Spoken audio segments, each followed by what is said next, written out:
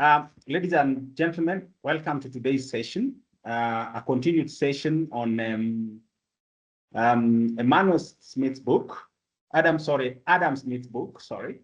Today we are focusing on book 4, Systems of Political Economy. Book 4 has 9 chapters, and we will be dealing with chapter 4, 5, and 6.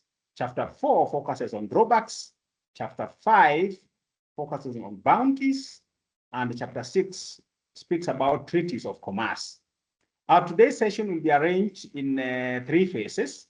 Phase 1 will look at our individual views of the chapters that we are dealing with, the in-depth review of those particular chapters. The next phase will look at the relevance to contemporary world of those specific chapters, and thereafter we'll be able to draw conclusions on what is our take on those respective chapters. Remember, book 4, Adam Smith offers an alternative system of political economy based on free trade and mutual benefits, called the system of mutual liberty. Smith presents a normative argument for why free trade is superior to mercantilism. So we delve into those 3 chapters, and thereafter we'll be able to draw our conclusions. To start us off is Jairus, who will be dealing with chapter 4 of book 4 of Drawbacks. Jairus. The chapter 1 of Drawbacks. And remember, we are talking about free trade, as the moderator mentioned. And so that would imply that our borders are not restrictions to trade, so that trade can even happen across borders.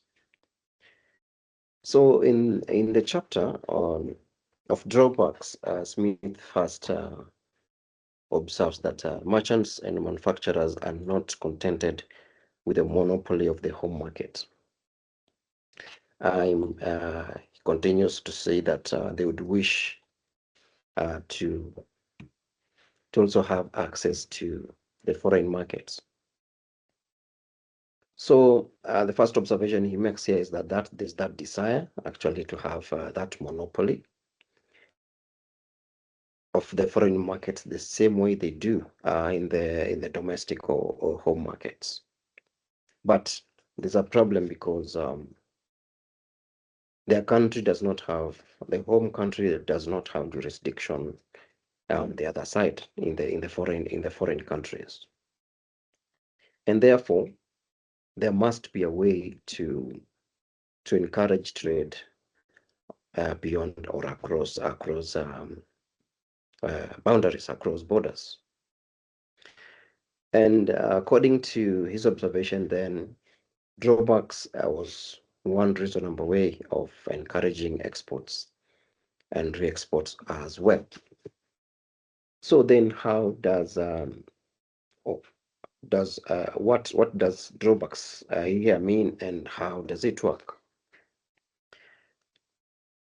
To better understand drawbacks, we will give an example. This whereby when goods are produced, or when they are and prepared for market, either within or let's say when goods are produced, there's some duties that are imposed on them. This could be in the input in the inputs.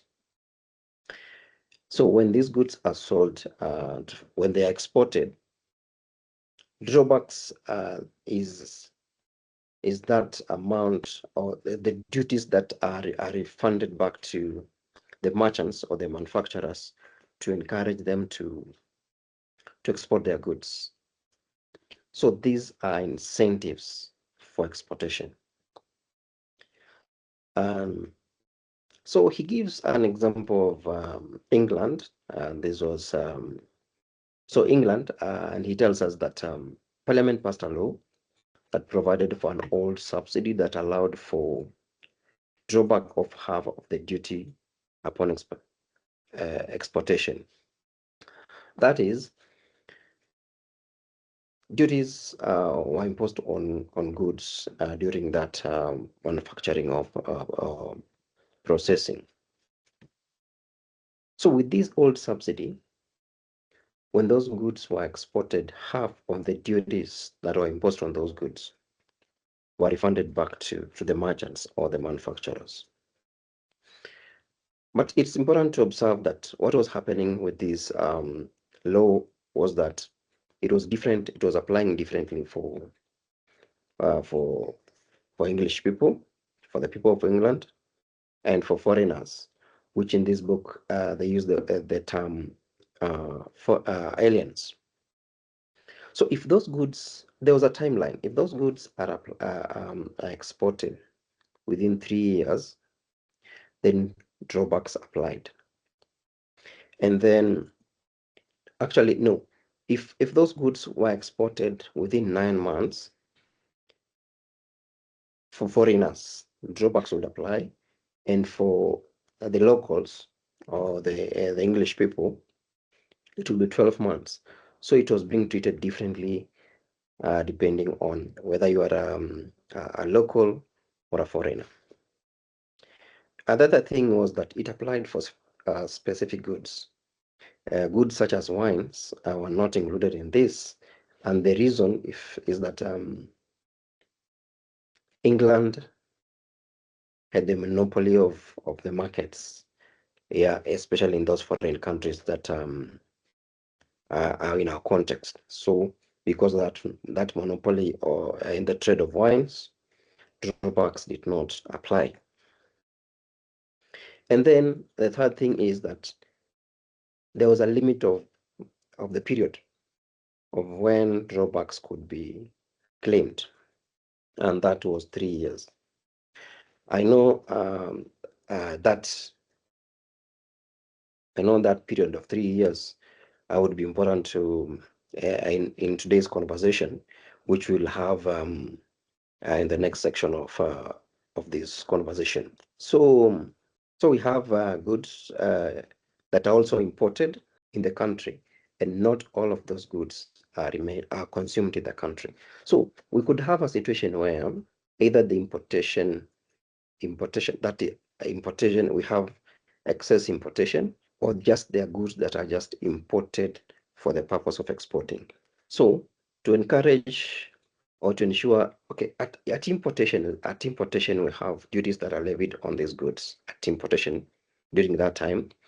And then now, to encourage actual exportation, we have those drawbacks, so that when those goods are actually exported, these merchants or manufacturers then receive drawbacks, or just a share of the duties that had been levied on those goods. Remember I mentioned that as Smith has observed here, that time, it was 12 months. If those goods are exported within 12 months, then they qualify for the drawbacks. But again, also, it was different for some goods. Like for tobacco, that was 3 years. And then for other goods like sugar, that was just 1 year. So if exports happened within that period, then those goods qualified for drawbacks. And I think for economists, that would imply complexity, because now you're treating foreigners differently, you're treating goods differently, time periods are different, and then that adds to complexity. Another thing that he observes was that drawbacks could be used to protect local industries. This whereby, as I mentioned, we have goods that are imported for export. So the duties are levied on the goods, but those goods could actually find their way into the local market, and that would mean competition with the local producers. So to ensure that merchants or traders are encouraged to export these goods, they would get back some, that's half of the duties that are levied. And so by that, goods that were meant for export actually would be exported. And therefore, in this case, those drawbacks are used to encourage export and in the same way are used for protectionism. Another thing that is very important according to Adam Smith that he observes here is that there could be much manufacturers who don't want to participate or who don't find it more productive to engage in agriculture or other trades in the country. And therefore, they could use their capital, which would be idle this time, into what he calls carrying trade. That is just importing goods for export. So in this case, drawbacks are used just for the purpose of ensuring that like so here these traders who don't want to participate in the local trade because maybe they don't find it more productive would import goods for export. And according to Smith, he finds that actually this might have been the original purpose or the intention of drawbacks. But he makes another important but interesting observation that still actually trade across borders or foreign trade or international trade still could happen even without these drawbacks. That still people would put money where they have better returns. In the trades, if foreign markets attract better returns, people will still do that even without this encouragement or incentives for export trade. But according to him, he thinks that this idea is still reasonable. The arrangement of drawbacks still reasonable, even when the idea looks foolish. That is in his words. And as most of us would understand, drawbacks as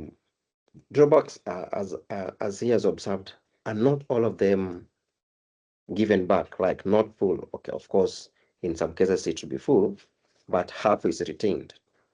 And therefore, half of the levies that are not given back, of course, half now goes into drawbacks, and the other half remains as revenue for government. So yeah, that's those are the things he observes in this chapter. It's not a very long chapter, so we'll be able to discuss what that means in today. But in summary, we see that there was that desire to access foreign markets, drawbacks, and then used to encourage traders or merchants to export goods. And then, yeah, we are here now. Part of it goes into revenue, and part of it goes back to traders as drawbacks. We'll now move to the next chapter, that is chapter 5, Bounties. And this is a manual. Thank you, Jotham. So, bounties are actually, it's a term that I think that was used at the time in substitute for the push your term. screen backwards slightly. Okay. Thank you. All right, thanks. That was used for the term subsidies. So, in this chapter, Adam Smith was making an early argument against the subsidy.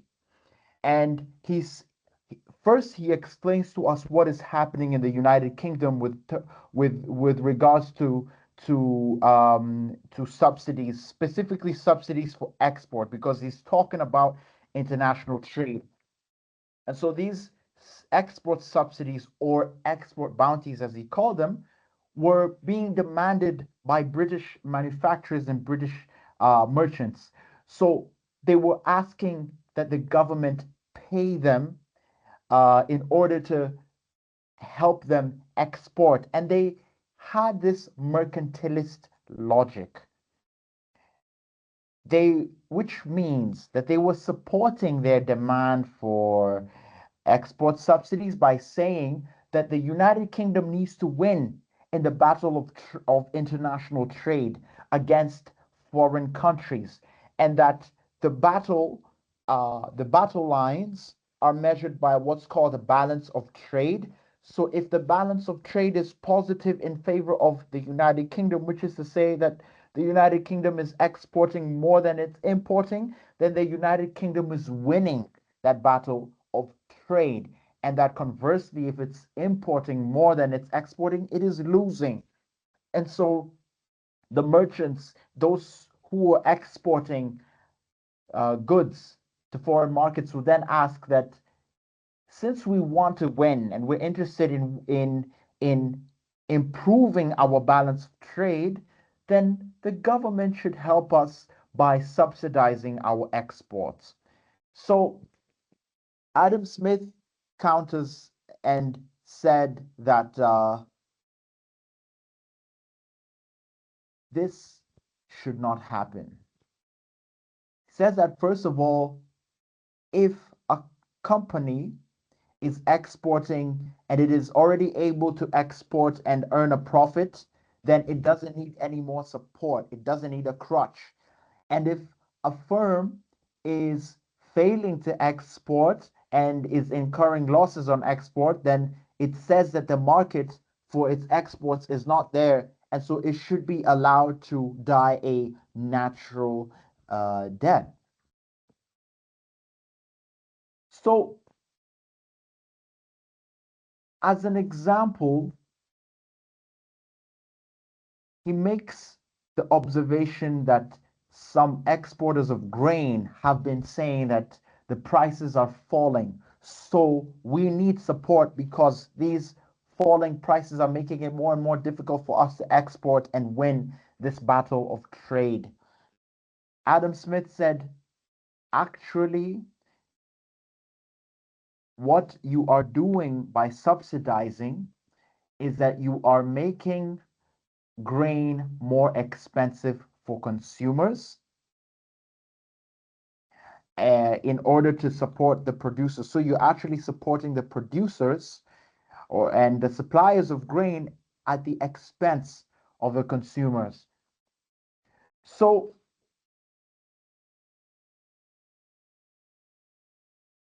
if the exporters are arguing that supporting exports is actually improving the wealth of the nation, Smith counters that this is not true because you're helping firms at the expense of consumers. Then not only are you helping firms at the expense of consumers and destroying what we today call that consumer surplus, you are actually moving support from profitable sectors, efficient sectors, and into inefficient sectors of the economy. So actually, you're not making the nation wealthier, which is the object of the book, trying to explain how we can get how nations can become wealthier. I think that this argument at the time, if you put it in the historical context, it's coming just before the race to build colonies, and that the fact that that race did occur, that scramble, in Africa's case, the scramble for Africa, it shows how far the world still had to go in terms of accepting Adam Smith's argument. So in the present day, the most that we have in terms of the let's say the global policy consensus. Sorry, my phone was trying to ring. What we have at the global consensus is that, as represented by multilateral institutions, is that we should help nations a little bit when they have balance of payments challenges. So that's in the form of the International Monetary Fund. But it took a while for this argument to catch. And so, in conclusion, trade export subsidies are regarded by Adam Smith as a not good thing. Thank you. Now we move to chapter 6. Of course, we'll be back to look at the relevance of each of those chapters to the contemporary world. To chapter 6, Winnie will be dealing with treaties of commerce. Winnie. So my chapter 6 is on of treaties of commerce. So in this chapter, Adam Smith focuses specifically on commercial treaties. And in focusing on commercial treaties, he looks at, and these commercial treaties are just agreements where countries promised each other favorable trading conditions. And these favorable trading conditions would include things such as taxes, or taxes on certain goods, special access to markets. So your access to particular markets would be guaranteed, or simply exclusive trading rights. So for us to be able to understand this further, we have to look at Smith's time. And you notice that during Smith's time, European governments believed that treaties were important.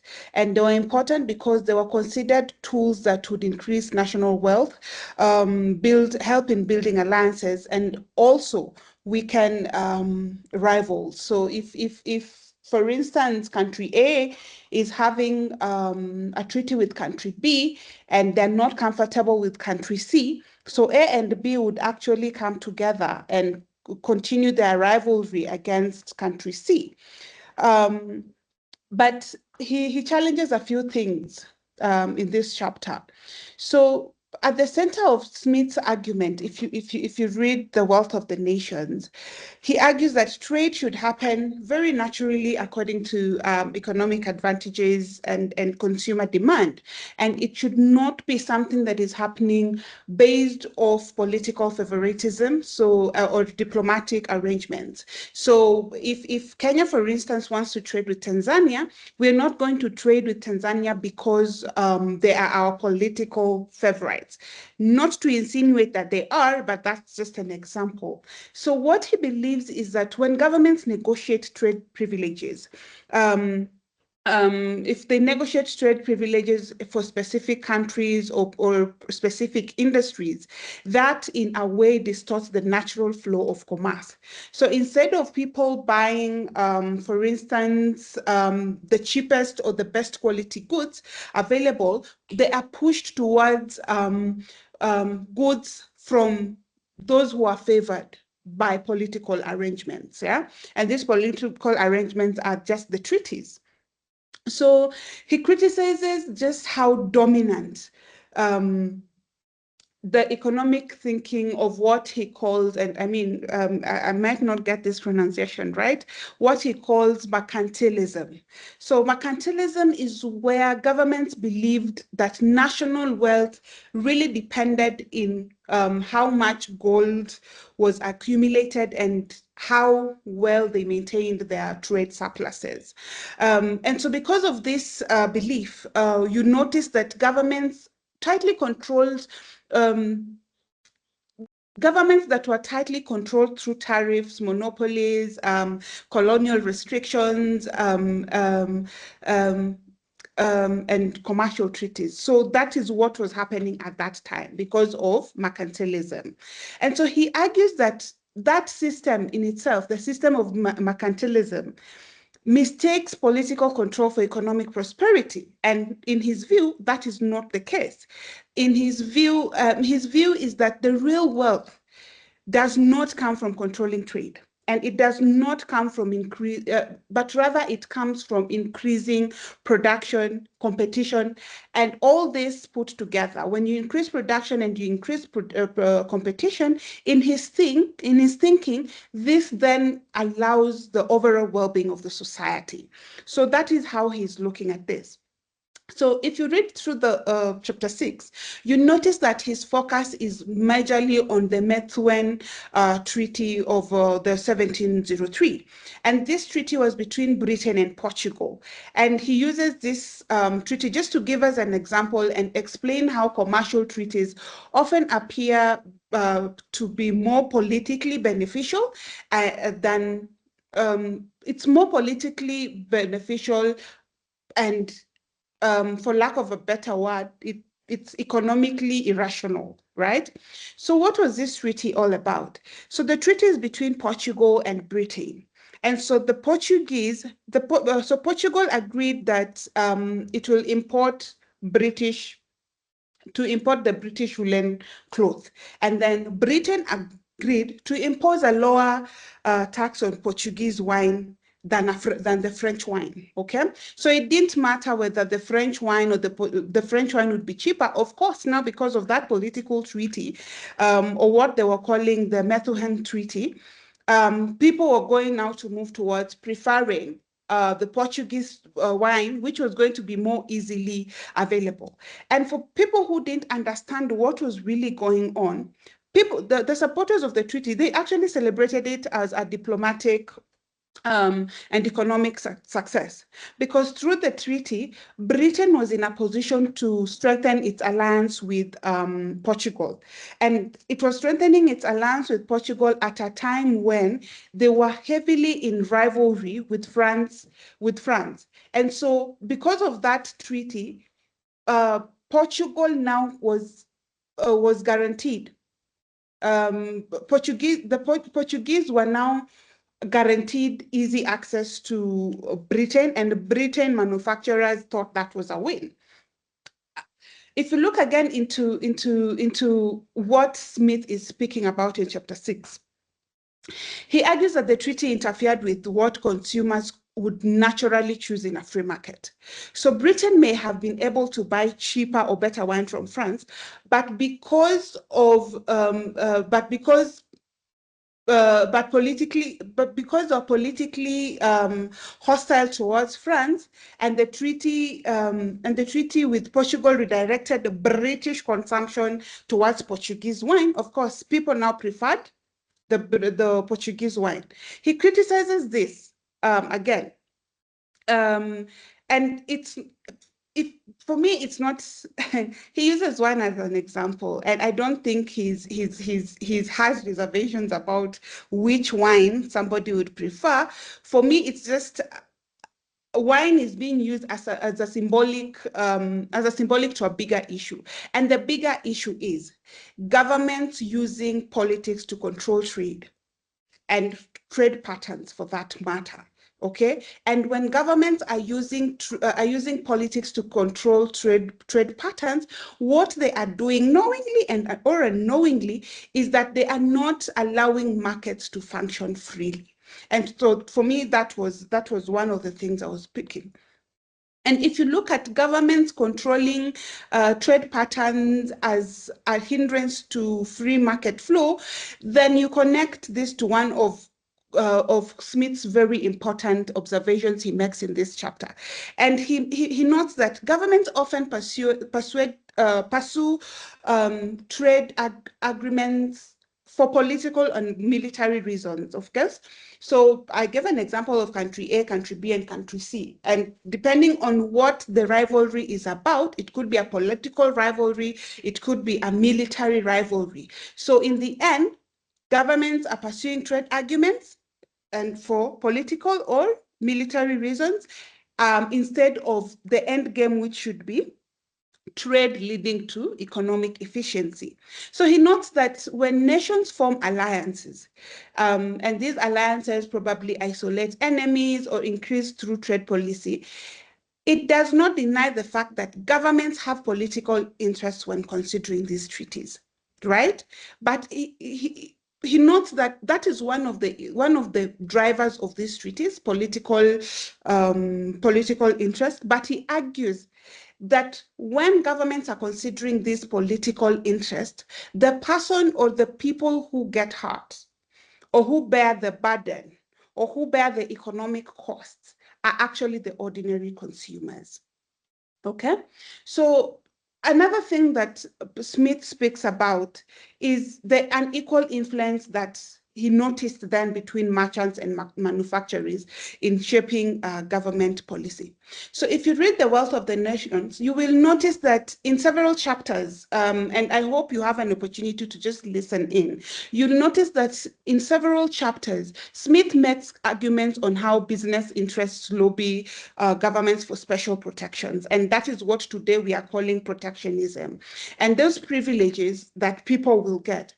But in this chapter, he gives the details by explaining how these commercial treaties often become instruments of, they become instruments for serving the interest groups rather than the general public. So you notice that the commercial treaties will serve businesses, will serve political interests, but will not consider the views or the interest gained by the general public. So if you look an example, back to the example of wool, if you look at that example, you notice that British wool manufacturers benefited the privileged access to Portugal markets under the Methuen Treaty. So these producers, because they gained secure export opportunities, they gained privileged access. What happened is they also gained secured export opportunities and profits. However, this for me is a take home. He points out that while that is happening, consumers have less freedoms because of that, the trade restrictions.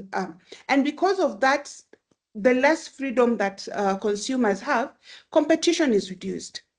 Why? Because we know that in a truly free market, consumers would buy goods based on price and the quality. If today, vendor A and vendor B, if vendor A was selling goods that were not of good quality but high price, and vendor B was selling good quality and higher price, of course, as a consumer, it wouldn't matter if we had a treaty with vendor A. I would go for vendor B because I am looking at quality and I'm looking at the price. So you can notice that maybe the prices could even be the same, but the qualities are different. But because now you have a treaty with A, you're being pushed towards buying from A. That is not a free market. A free market would allow a consumer to buy goods based on price and quality, and not really based on political arrangements or arguments. So he therefore sees many treaties as benefiting organized producers while limiting the welfare of the ordinary people. And so he criticizes the idea of exclusive commercial privileges,